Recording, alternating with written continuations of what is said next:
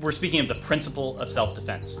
We No, certainly. I'm asking if you think that the principle of self-defense applies to the retaliatory, the airstrikes that they're conducting in response. Matt, this is a very fluid situation. I would hesitate to comment on operations beyond, the rocket fire that is clearly targeting innocent civilians in Israel. So I would hesitate to speak to specific operations that have just occurred. But the broader principle of self-defense is something we stand by on behalf of Israel and every other country. Do you think that an Israeli military response to the rockets coming in, a military response to the rockets coming in, is covered by this broader rubric of self-defense, right? Self-defense often does authorize the use of force. What you said about the principle of self-defense, does that in any way apply to the Palestinians? Do they have a right to self-defense? Do Palestinians have a right to self-defense?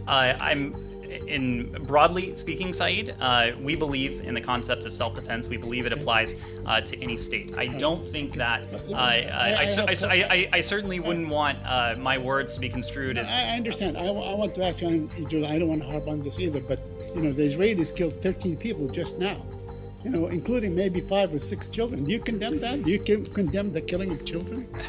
Saeed, I'm asking, do you condemn the killing of Palestinian children?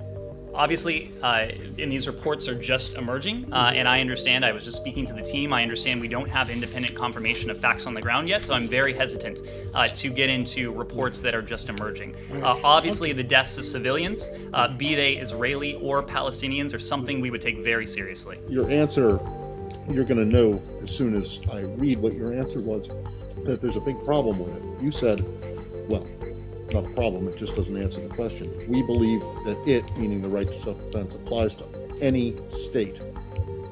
Well, you see the problem, right? Yes? Do you regard Palestine as a state? I wasn't referring. Do you think that? Do you? You don't in the context of the ICC and the UN. So are you saying that you do not? If it applies to any state, are you saying that Palestinians don't have a right to self-defense? I was making a broader point, not attached to Israel or Palestinians in that case. So they do have a right to self-defense. Matt, I'm not in a position to debate the legalities from up here. Our message is one of de-escalation.